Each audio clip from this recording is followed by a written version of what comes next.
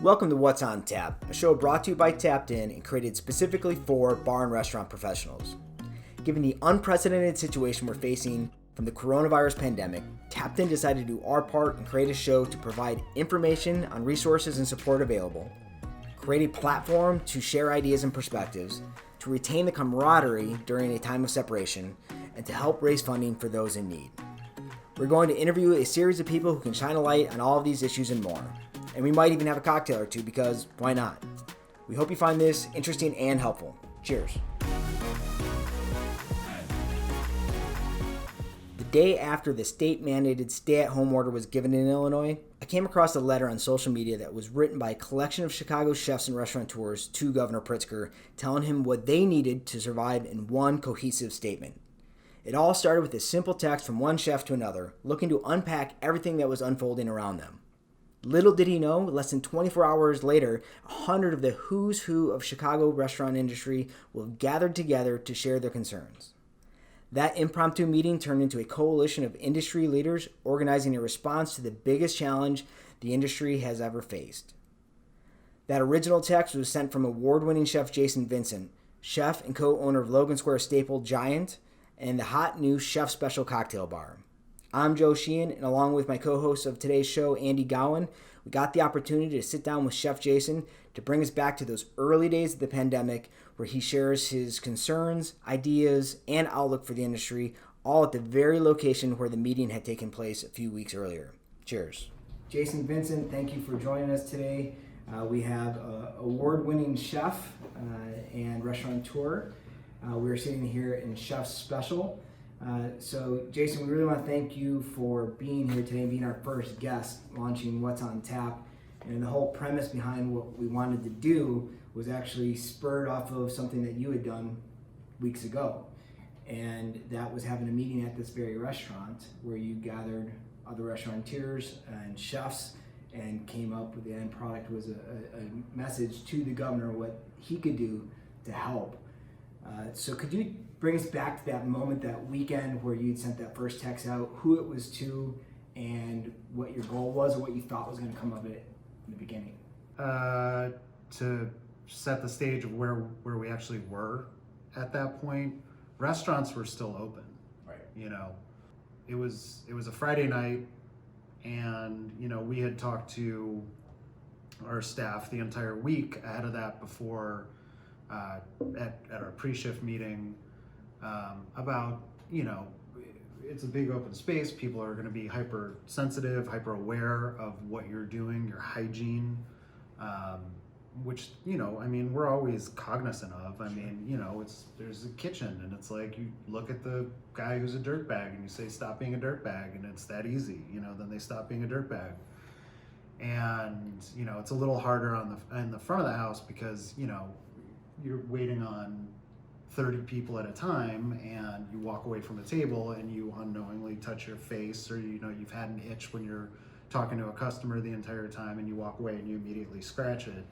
But you know, so we're having those conversations, those very kind of banal, you know, just housekeeping conversations, and they kind of started to ramp up and up and up. And you know, like you're talking to your staff, you want to be a leader. And I kind of found myself being able to sell it less and less, you know, through the course of the week as I'm reading the New York Times, and, you know, I subscribed to a bunch of like foreign newspapers, or I subscribed to a bunch of foreign newspapers in order to get like an accurate worldview, because the president's a fucking idiot and I don't trust anything that he's saying. Sorry. I'm gonna back off. I'm not gonna get on my soapbox, but at the same time, he's a fucking idiot and I don't trust anything he's saying. So we're like going through this process, and you know, at 4:30 I'm telling the staff to not touch their face or what, you know, wash their hands all the time, and then by 6:30 the place is fucking full. You know, it's like the message wasn't even breaking through to me anymore, you know, where it's like, all we have to do is wash our hands. It's like, man, this is more than this. I'm actively denying what this is becoming. and I have to stop. I have to stop for, you know, selfishly for my own, you know, nervous Judaism that like happens all the time, but it's like when you lie to people, that happens even more. And I felt like I was starting to know the truth and lie to other people. And that's not a good feeling. And so was business starting to decline, or you guys figured your new restaurant? So you were just soaring? Yeah, we were doing, you know, we our capacity's 100 people, which is about right, but it's like, you know, through the course of the night, there's 400 people here. You know what I mean? And like, I'm reading all about like how long the virus stays on, and it's not even that. It's like, when I look at my business partners and I say like, what should we do? And even one of them has an inkling of, I don't feel safe, or I don't want to get sick, or I don't want to get somebody else sick, or I live with my mom, or I take care of my sister's kids, or whatever. Who cares? Like, who cares what the base reasoning? I want 2 months off work. Who gives a shit? It's not my place to ask them that. My place is to ask them, do you feel safe here? Have we created a safe enough place for you to come to work? And if the answer is no, for whatever reason, we have to completely blow up the model and we have to look at it. So Friday would have been the 13th. So it was Friday the 13th. It's all coming back now. And it was like, I looked, you know, I was just like, that felt gross. And Saturday night felt gross. And, you know, before Saturday's service, I had texted with Jason Hamill, who owns Lula Cafe in Chicago. And I worked for Jason for 9 years. We're very good friends. He's a very smart guy who, you know, leads with his heart. And to back it up, he's got an enormous brain. So, you know, good person to ask for advice. So we talked, you know, it was basically just like, I gotta be honest, like if I hadn't sent that text to him, somebody else somewhere else would have sent a text. You know, this was like, you felt this cumulative white knuckle of the Chicago restaurant industry. And I'm sure every other industry too, because this isn't isolated. Right. This is everybody. In other cities as well. Other cities, every industry. I mean, this is the world. Yeah. This is the globe. I mean, talk about feeling small and helpless. Like it's something. And we can all empathize. You know, that's the thing. Like if there is a silver lining, I really do hope that it's empathy, general empathy. But yeah, I sent the text and it was just like, hey man, I was sitting in my alley, driving down my alley, and it's just like, hey man, I'm about to go to work. Like I'm nervous, I'm worried. What's gonna happen and what should we do? And, you know, like, do you want to get together tomorrow? And I think we included a few other people on a follow-up text, one of whom was my business partner at Chef Special and Giant, and then the other were, you know, local Logan Square chefs. It was just like a few people, like 4 people. And a few of them wrote back and they were like, can I tell other people? And it's like, yeah, we got the room, you know, like boneheads, like we shouldn't be packing a bunch of people into a space because that's the problem. But I still, you know, I thought it would be like 10 of us, and then it was not 10 of us. It was easily upwards of 100 people, and you know, 80 of those were, I mean, it was cool from a fan perspective. Like you look around and like the best chefs in Chicago, some of the best chefs in the world are here all at once, and I'm just like holding the door open and I'm like, neat. Like, but not neat. So I mean that was the catalyst, and like the Illinois Restaurant Association had a representative here, which was incredibly helpful. A guy named Eric, who was literally, in real time texting with Sam Toya from the Illinois Restaurant Association, who was at the time sitting next to the governor. It was a pretty solid, like, hey, we got a question, text, here's the answer to the question, that kind of thing. It released the tension on the white knuckle a little bit. It added new knuckles, you know, like shit got real. Well, you know, we all knew. We're all like, what's the movie, the Russell Crowe movie, where he's a mathematician and you kind of Beautiful Mind. And you see, like, you can see in his mind where he's like doing all these like complex, like, you know, calculus equations, and every chef had those things going. Those business owners had everything going in their head. You know, I talked to Kevin Boehm afterwards, and he was just like, he was unable to be here for a personal reason, and he called and he was like, you know, we're all gonna have to come clean with our numbers, our own personal numbers, because you know, shit's gonna get real, and we're gonna have to know what other people are doing so that we can have, you know, an informed argument with the Small Business Association or whoever. We, you know, at that point it was unknown, and it's like, fuck, man, we're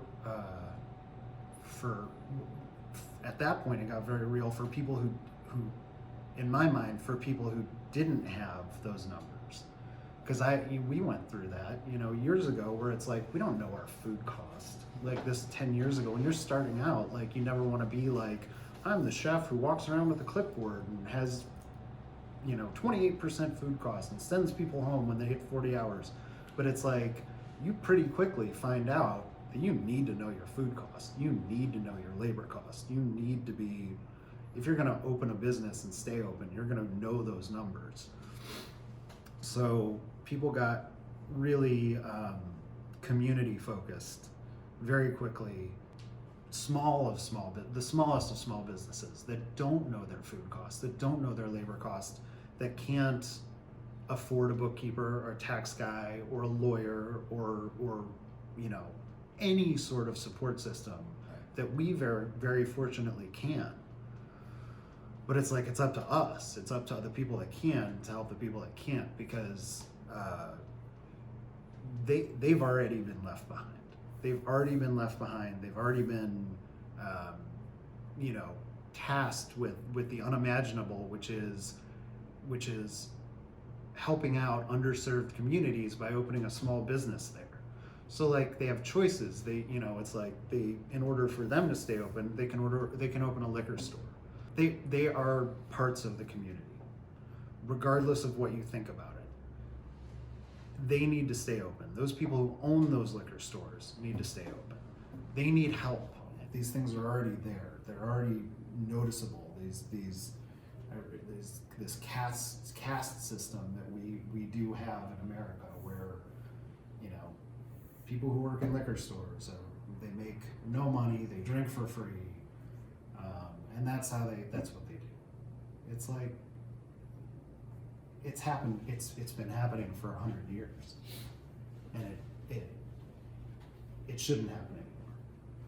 These people should make enough money to live.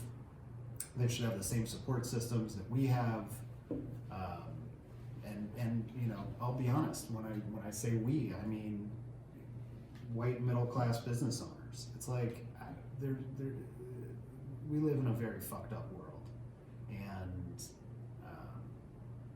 we gotta fix it.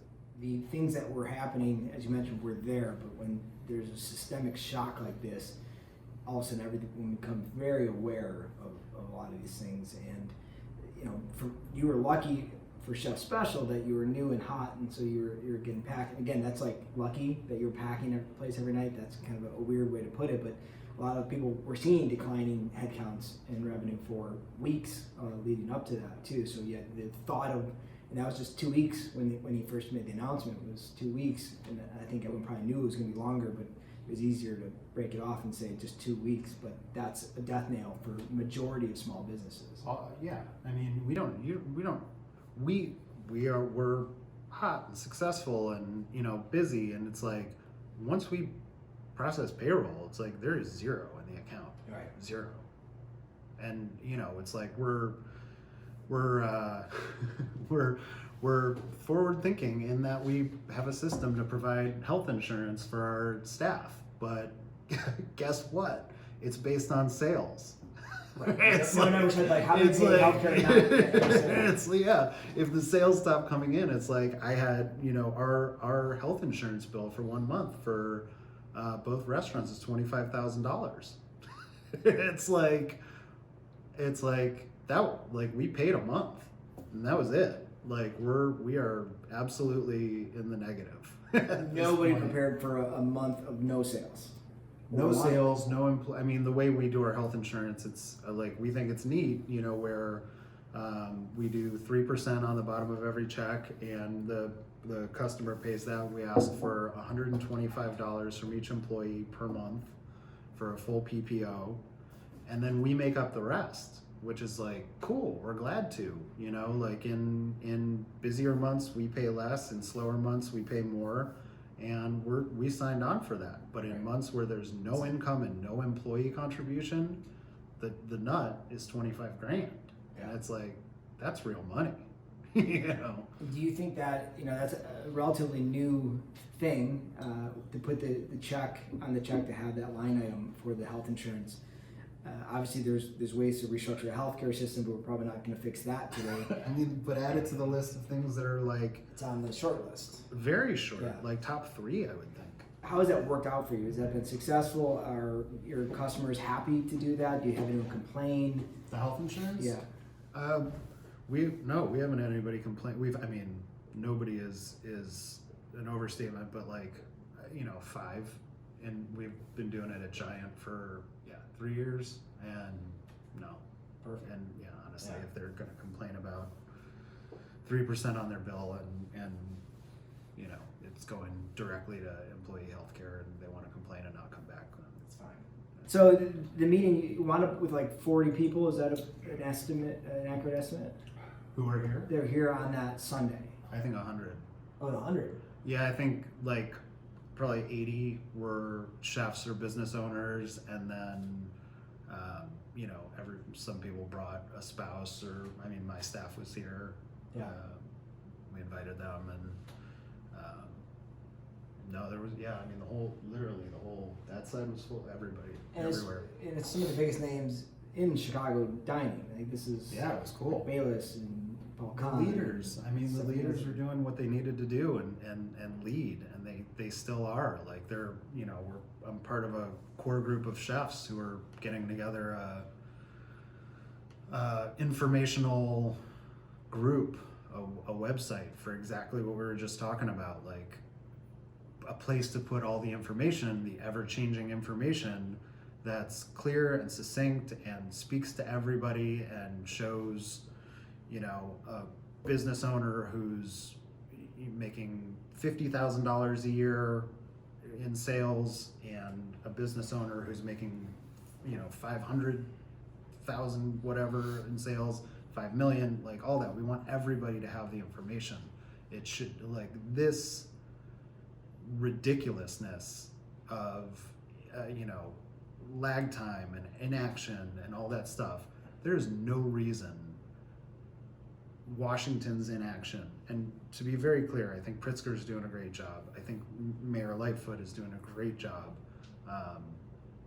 But there was definitely a time where everybody was being as vague as they possibly could because nobody wanted to be on the hook. It's like Pritzker's not going to say don't worry, I got this, and then Trump's like, okay, you got this, we don't need, because then Pritzker's on the hook.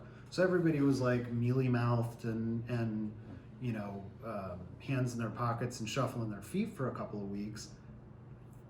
Small business on the south and west side shouldn't close because of that. Right. Because of a politician, because of politics. It's no. So we're trying to put Jason Hamill and Christine and Josh from Honey Butter, and Ben, my business partner here in Giant, and Paul Kahn, Stephanie Izard, Rick Bayless, and I think I said Hamill, the putting together a website and, a group of Chicago hospitality people, leaders, to do that, to put their names out there and take the incoming, and be able to like focus it and organize it and, become far more active because, we talked about it a little bit yesterday, and I'll be a little bit more demure now, but I just think that, sometimes the stories, the clickbait, they get center billing, they get top billing in media because print media and digital media is so volatile right now, and everybody needs to look at their bottom line, and I get it, I understand that. I don't understand it when you're putting that foot in front of helping other people. Yeah. And it's, it's easy for me to say because we closed. We have no financial stake in this anymore, and it's now just like, goodwill with nowhere to go. So it's like, yeah, we got to do something. But then it's, it's hard to break through. It's hard to get all that information out. So we're gonna try. And we were just speaking before this how difficult it is to navigate the things that are available, and everyone has very unique circumstances that aren't answered in a very clean box the way that things were written. We were talking about how you just opened in January, and then they're asking for different financials, and you're open for a week.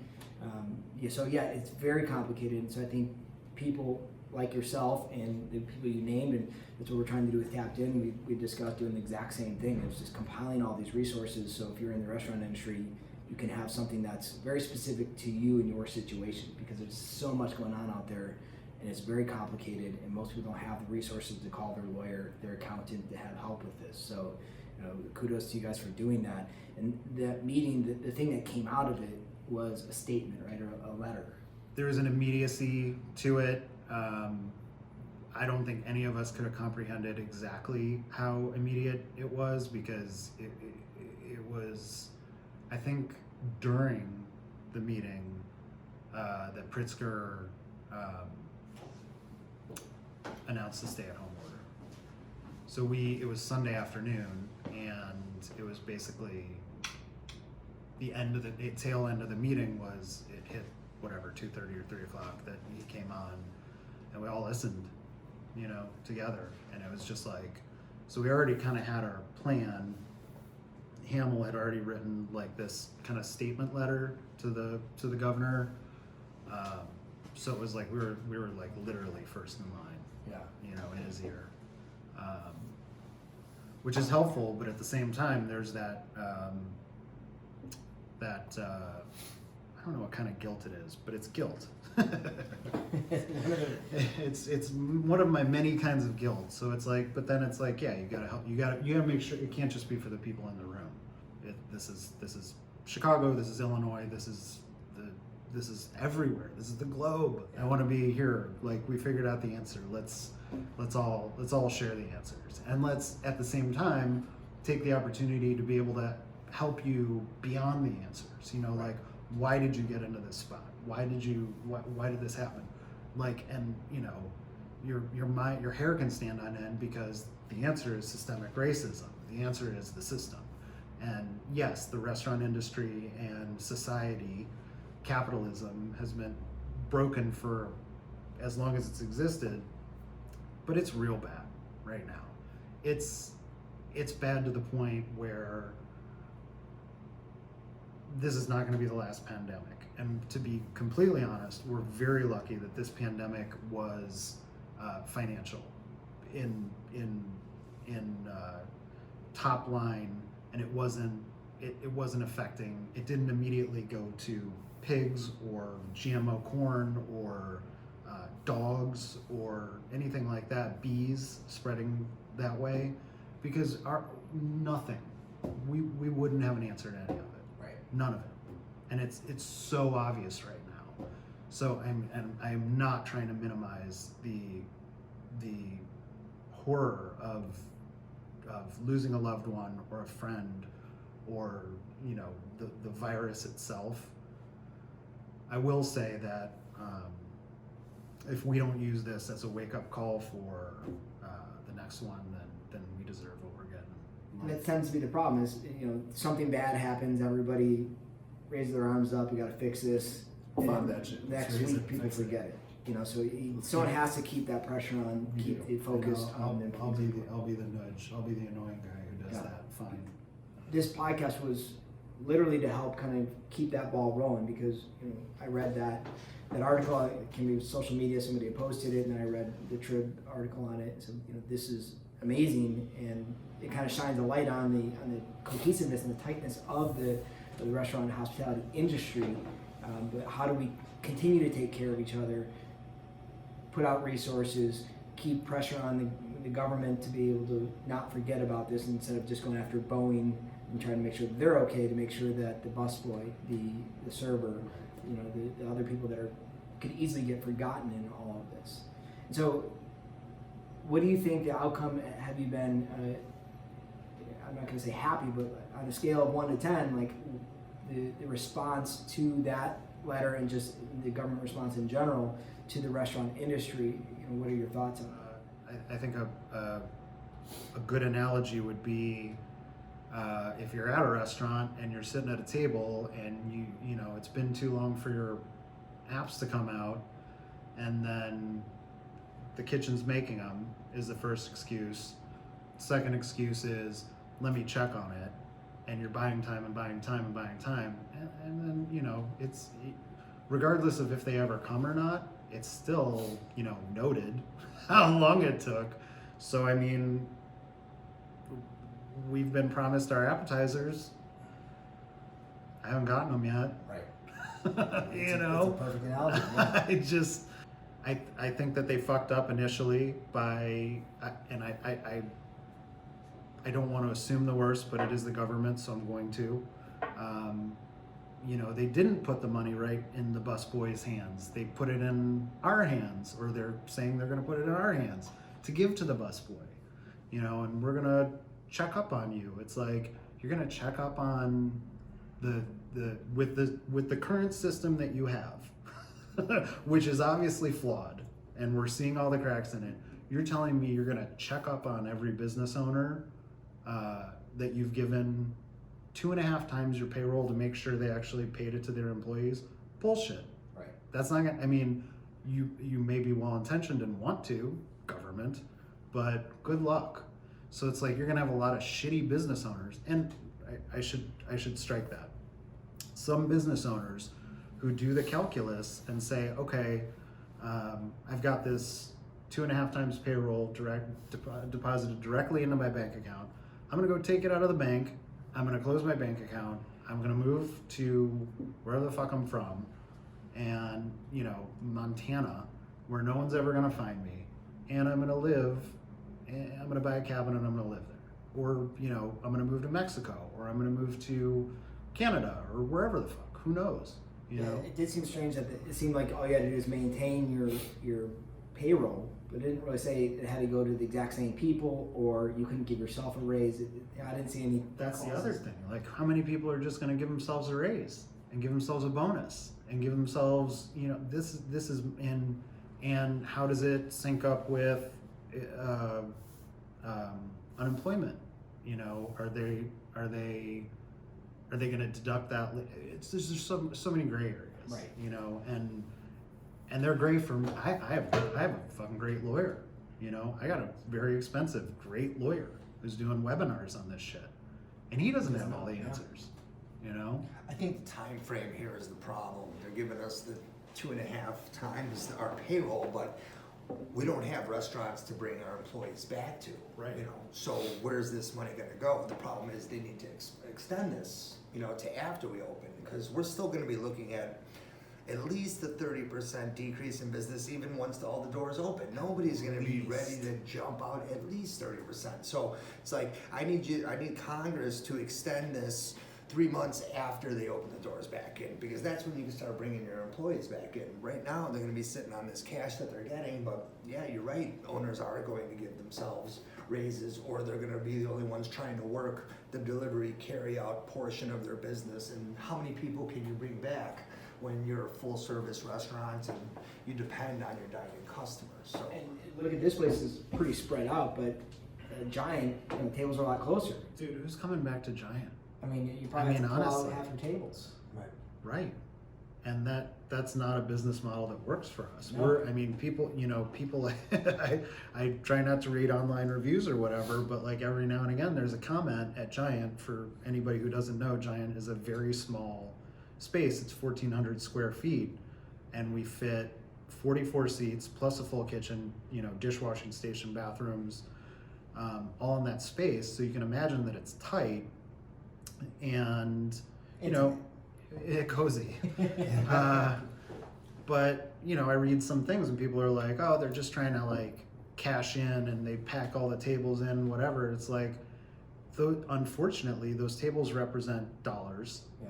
And without the dollars that all of those seats bring in, the business model doesn't work. It tips the scales. So, it's like, yes, we could take tables out, and we will if that's what's going to bring people in, but it's also like, is there a false positive when this whole thing's done? And again, read anybody that's got a brain. They know that the economy is not just going to turn on and everything is going to, this isn't like, you guys ever see Avengers Endgame? Yeah.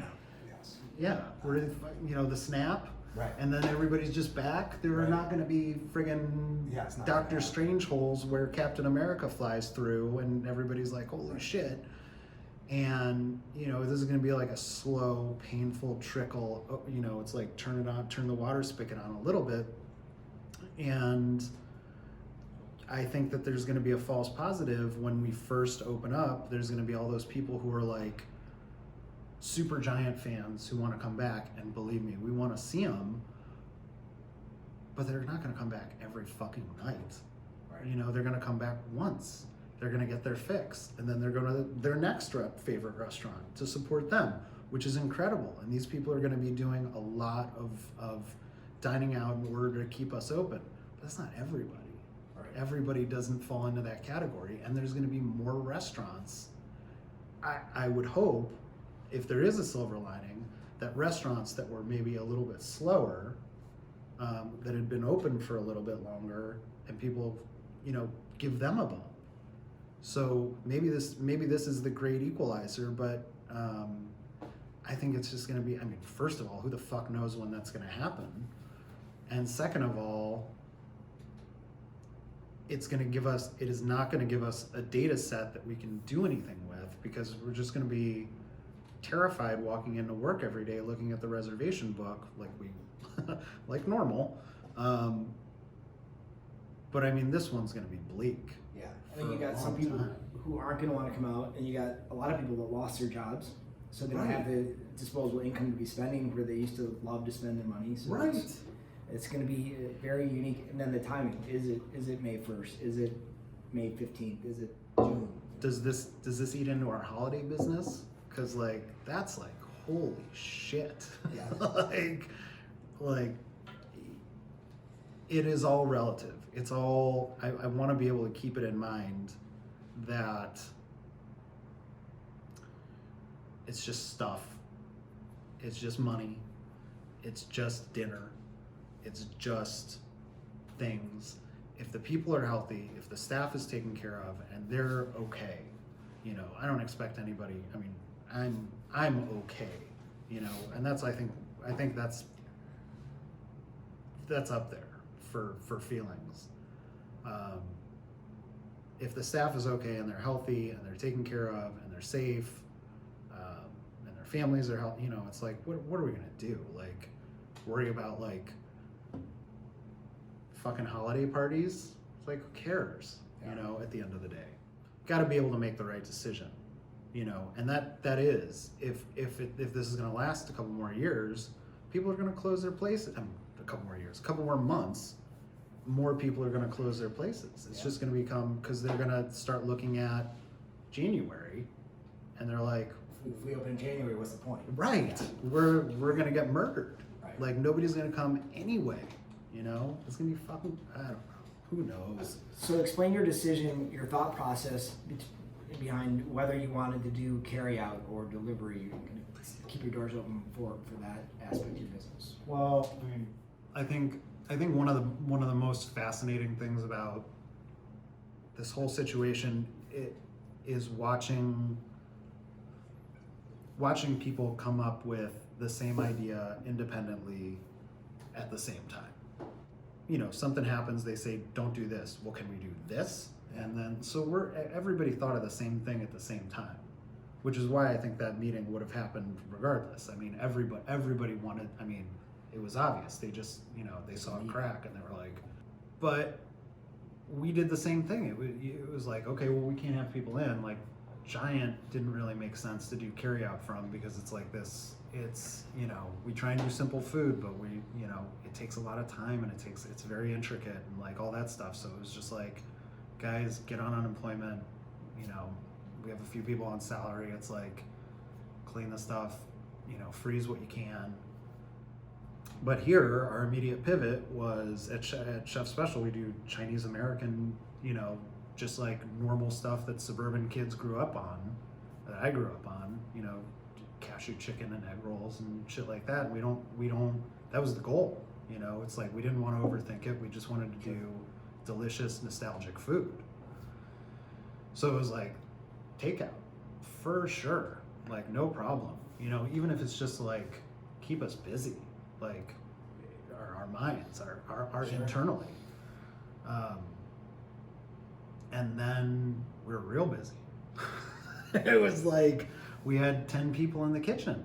And then it's just like, felt gross again. It was that whole feeling of like the week before, it was the exact same thought process. It was like, man, this makes me feel gross. Yeah. Like we can't do this, you know? So we were subversive about it. We gave the, you know, it's like the cooks, they're just like, no, we're coming, we want to work, you know? So we gave them a bunch of shots of whiskey and we asked them like, do you feel safe? They're like, I don't know, I don't really want to get sick. Yeah, it's like one of them takes care of her sister's kids on her day off and shit like that. And it's just like, what? It's just what if? What if? You can't go out there, experience the world, and have contact with other people, and then expect your family or whoever you're going home to feel safe, you know, or yourself. And then how does that make you feel if you get somebody sick? You know, that guilt. And obviously, everyone had I don't want that decision. guilt. No, me neither. That's the kind of guilt I couldn't live with. If somebody came in, they were like, my mom died because you wanted to do takeout. Like, It's a tough one. that is not something that I'm prepared to emotionally handle. Right. So, And other people have made the opposite decision, and you know, who's to say who's right or wrong, but it is a gamble. It is challenging. Yeah. There's no good answer because a lot of people, you know, they don't have the money, and that's kind of, you know, they're freaked out too. So totally. I'm trying not to judge those that are doing that I'm not because either. you know, and I'm not saying that you were. That's but not true. I am actually judging those people, especially if they do have the money, but I'm not gonna, you know, this sounds like I'm laying down flat, but it's like I'm not gonna do anything about it. You know what I mean? I can have my opinion, which is obviously out there now. You know, Terry Francona, the baseball manager, he gave a great interview one time when they were like, hey Terry, what do you think about the Royals doing X, Y, and Z? And he's like, I'm the manager of the Indians and I can only manage one club. Right. You know, it's like he's like, I can have my opinion, and if I put on a Royals uniform, I'll go in there and I'll make some changes, but right now it says Cleveland across my chest, and I'm concentrating on managing those guys. I think that we closed shows where my mind is, and if somebody chooses not to close, that's where their mind is. And Sure. and I don't know what their bank account looks like. I don't know what their employee situation looks like. They could be doing it for all the right reasons. Right.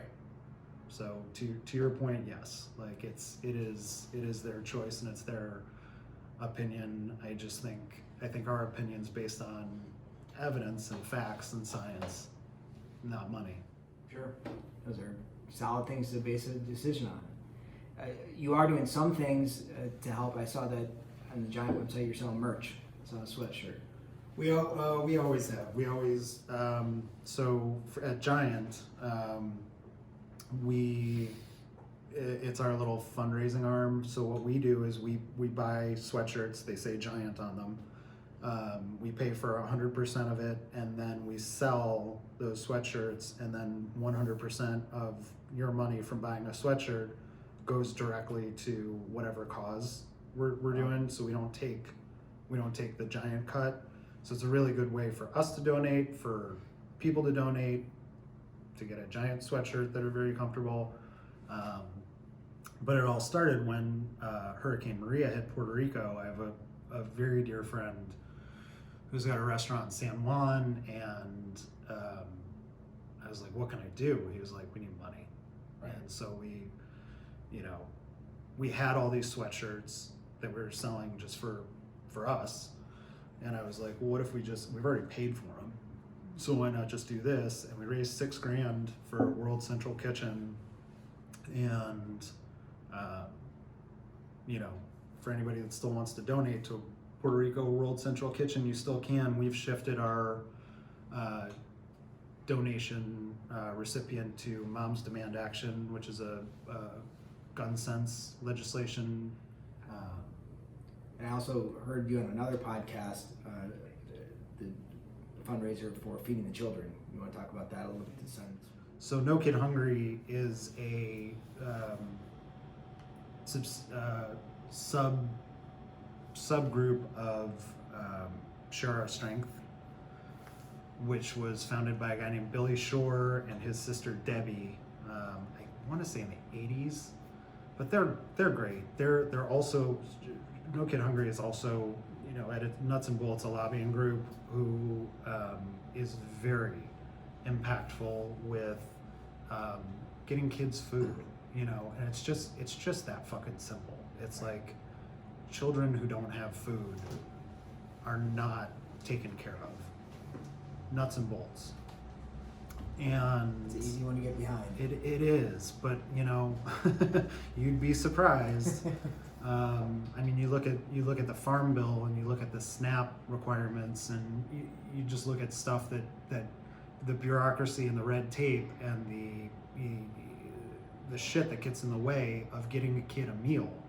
And it could be something as simple as spring break. It's like there are children in my daughter's school who only eat at school. Yeah. So the thought of not having a week of school is not fun, it's scary. It's terrifying. And, Illinois is one of the few states, I think there's 4 now, that have a program called Breakfast After the Bell, which was suggested and I think got through legislature because of No Kid Hungry and Share Our Strength. And all it means is that instead of, it's such a simple fix. It's like school starts, instead of starting at 9, but if you want to eat, you get there at 8:45. School starts at 8:45. And the first thing you do is you pick up a breakfast and you sit there at your desk and you have 15 minutes to eat it. Yeah. Not everybody has to, but it takes away the stigma if you do have to. Sure. And people are sure to be there. It just changes the way a parent plans their morning. If you say school starts at 9, you're going to be there at 9 or 8:59. 8:44 is better, and then breakfast. And it's just like, it's so important. But it's like, that was one of our reasons for pulling the trigger on closing, because I could look at my business partners and I could say, like, listen, the faster we close, the faster this thing gets done, the faster kids get back to school. Now we know that that's probably not going to happen this year. Is there a way that people can donate or get involved to help support that initiative? Donate to Share Our Strength, donate to No Kid Hungry. Your money goes to the right place, which is to children and to schools and to very well thought out legislation to get children food at school. So that's great. Yeah, it's a beautiful, beautiful mission. Switching gears a little bit, what do you think you've seen as the silver lining of all of this? You kind of mentioned that earlier. Is there something, the time of reflection or the camaraderie, something that you can pull from this and saying this, we're better for that because of this one or two things? I mean, yeah, it's, selfishly, I'm getting to spend a lot of time with my kids and my wife. I don't know, man. It's a tough one because it's like any moment of like, hey, this isn't so bad for this reason, immediately ends up with, but fuck, I don't know what's gonna happen in 30 seconds. Yeah. It's like, we're used to it, being in this industry, and like, you never know. I think a lot of people in this industry are used to being around people so much that this isolation could have some negative consequences in that way. And I kind of heard you speak on that topic a little before, just about mental health. And this has changed people's lives dramatically. Some people might have been struggling before, maybe people are starting to struggle now. Do you have any tips? Because you also said that you quit drinking recently too, which is like a odd time. Maybe it's a beautiful thing. Necessary time. But other people might be going the other way and maybe spending this time getting deeper. Yeah, I try and be careful about advice given, because I'm not the person to give advice. I'm about stuff like that, about substance abuse, but be careful. Right. Just be careful. Sage advice. You can't go wrong with be careful. Yeah, don't be too careful, but be careful. Just make sure you're in contact with people. Make sure people know where you are and how you're doing, and even if it's just a text, just say you okay, and right. You're not in for yourself, but also for every public service announcements like, hey, reach out to your friends. Yeah, I have very few friends. Being in the restaurant business, you end up with a lot of people and very few friends. I have a couple very close friends, and I don't know what they need. Right. It's impossible. It's like my best friend in the world. Like, we spend our most personal times together at fish shows, with 30,000 other people, and hippies everywhere, and we're on drugs and we're enjoying the music and we get real. But it's like, we talk through this. We talk all the, every now and again outside of fish and in very real substantive ways. But it's like, this is so personal for so many people, yet everybody's going through it. It's just it's something. Yeah. It's fucked up. It's a shared experience that nobody wants. Nobody wants. But we're all doing it. We all are here. And you mentioned, like, how many weeks has it been? In one sense, it's so not long ago before things were normal, but it feels at the same time like it's been decades. It's just been a long, weird few weeks. It hasn't even been a month. Yeah. It's so nuts. And one of the pillars of this podcast really was to get the restaurant industry people just keep it connected. Hear stories, to hear, let people know that they're all in it together, and then obviously the next part would be to get them the resources to make sure that they know about all the different programs that might be available to them. But I think a lot of people are just missing that interaction. Even those of us that are introverts, if you're working in the restaurant, you're still surrounded by that. Even if you're kind of got your guard up a little bit, it's still energy. It's still movement. When everything comes to a halt, it's a different feeling. I'm pretty glad that we weren't able to do this at Giant, because there's been no action there for and it's a 4-year-old restaurant, so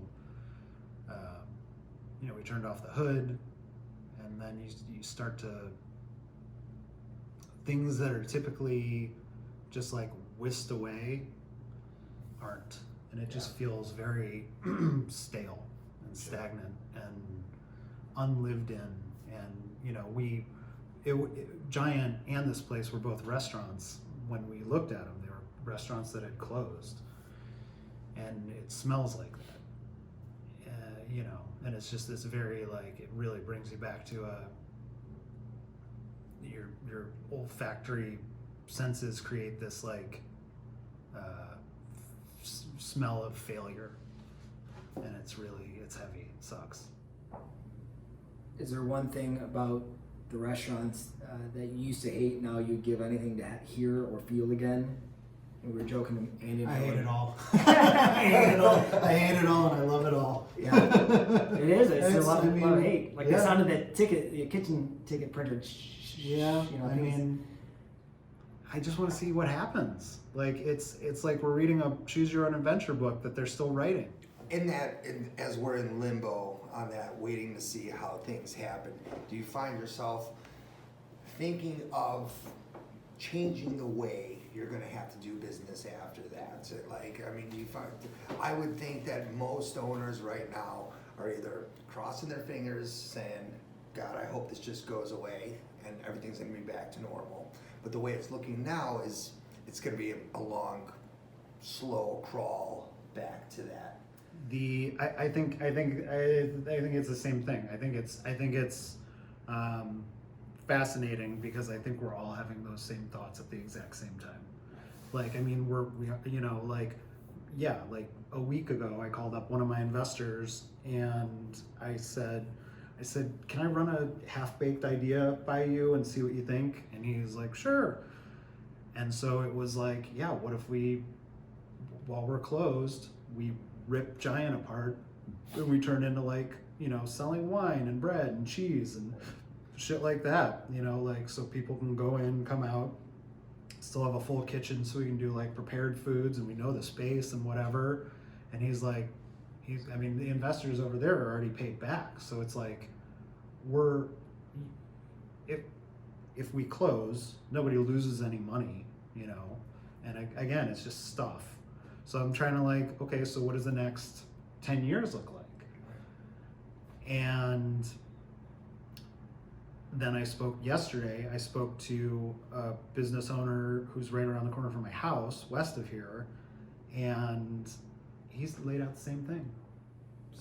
So what did the investor think about this idea? He thought it was great. His wife and my wife both thought it was the dumbest idea they've ever heard, because they're just, I mean, what I think is, like, they're picturing, like, they didn't get the full thought process. They didn't get the business plan pitched, which I don't even have in my head anymore. But, like, you know, they're picturing, like, Giant, but selling bread or wine or whatever.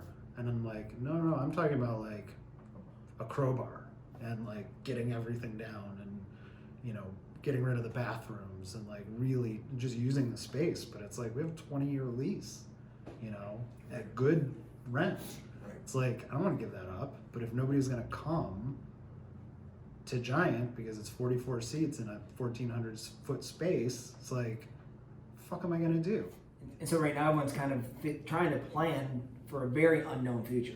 Because before, you know, like when you're planning for Chef Special, you know, it's like, all right, a bar with Chinese food does takeout. Great. Yeah. Like, I know how that business plan gets written. Right. But now, business plan for a space that you can't do the only thing that you've ever known how to do. And not having any clue what the variables are going to be at that point. None. You know, everyone's just kind of guessing right now. So it's like, yeah, do we wait? Do you have contingency plans, like a book of 10, and saying, all right, well, if it winds up like this, we'll go that direction. If it winds up like this, we'll go in that direction. And there's really, no one will know. Well, but then you run into the bandwidth question, because it's like, I don't have the energy to keep thinking of ideas that are going to get shit canned in a day. Right. Like, to full on, like, when I had a pen and paper and, like, you know, we would have to, the square footage and how, you know, just the business stuff that you consider when you're writing a business plan. And then, you know, basically said to my wife, like, what do you think of this? She's like, that's dumb, I hate it. And she was coming from a place of, that would be really sad, you know, yeah. And, like, that's your heart and soul and your place. And I'm like, yeah, but I'm trying to, like, I don't want to be sad on top of all this. Yeah. And sad and scared and, you know, potentially not having a plan to take care of my children financially. See what happens. Yeah. It's easier to stay positive and just think that way, and it's all going to be okay. Is there anything that you can ask that could help, whether it's the industry, yourself? What can people do that are watching this that might want to help? Well, I mean, you know, all the donations and the GoFundMe's are great, but it's like nobody wants to take advantage of anybody else. I think everybody like hit the GoFundMe's like real hard because we didn't know what the government was going to do. So if this thing actually ends up, if the PPP, if the Paycheck Protection Program actually becomes 2.5 months of payroll, and we can make our employees whole from that, plus unemployment and whatever, and they ideally they get a little extra from GoFundMe. It's like that's all great. There's a lot of ifs in there. We had a reporter, a food critic, make a donation. He's sorry, let me back up. He's taking donations to then, you know, because people know who he is, and then he's doling them out to like restaurants that need it. Everybody? Which is well, yeah. But it, you know, see, the thing is, it's not everybody. It's like for a place like us, if all this stuff goes through, we should have enough. We should be able to take care of everybody. You know, that doesn't pay our bills, and that doesn't. But it's like that can, you know, that can get kicked down the road a little bit. It's places that don't qualify for some of these things or don't know about some of these things. So I texted with them and I was like, thanks for the money, but we're going to refund it. You should look for a place that, like, you know, a bakery or a small place on the west side or the south side that's still doing pizza or tacos or you know, kolachkis or whatever the fuck, or, you know, a place that can't afford a bookkeeper, a lawyer, an attorney, things like that. Put cash in their hands. Right. Like no bullshit. Enough of the, you know, I want to support you. Do you have a donation button?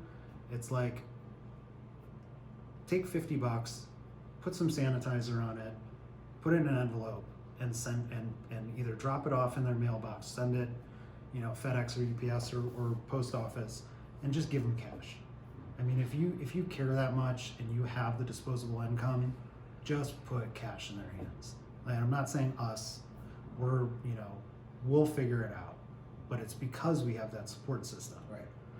And there are just so many places that don't have that can't have it. I mean, it's just like it's an oppressive amount of money that we spend on just those things. And oppressive is a very accurate term, because the oppression is double for people that can't afford it. It's like, it's a lose-lose, right. You know? And all these businesses were taking the weekend money and paying off last month's bills, you know, and so anything that would help them feed their family for the night, the week, would be huge. Yeah. If there's no money in the cash register, they don't have it. Right. So, Jason, it was easy to do research on you because you have a Wikipedia page. I thought that was pretty cool. So my nephew and niece found that out, and I tried to. I didn't know. They were like, "Do you have a Wikipedia page?" And I'm like, "Oh, neat." And I like changed a bunch of stuff on it to like shout them out a little bit. So I don't know what it says now, but if it says like he's got a bunch of really cool nieces and nephews, then that was me. I didn't read that part. It's just more about, you know. Fortunately, I've been to all three of the restaurants you've done here in Chicago, so it was kind of cool. And you know, Knightwood, you know, was very cutting edge. Did an amazing job. Thank you. What did you learn from that? Because that was the first time you had your name on a restaurant, right? Yeah. Knightwood was a very intense learning process. Because it was like, you know, I got a lot of weird ideas about food, and, you know, sometimes you put them on a plate and you get all chefy when people don't like it, and you're like, you don't get it. And I was able to grow through the 5 years I was there, with a lot of help from Hamill and Ben, my partner, who was my sous chef at that point. We all grew, and we all made a bunch of mistakes, and finally got to a place where we were just putting food on the plate that people liked. Yeah. You know what I mean? It's like there's a way to be incredibly creative in that process, instead of letting your creativity take the process over.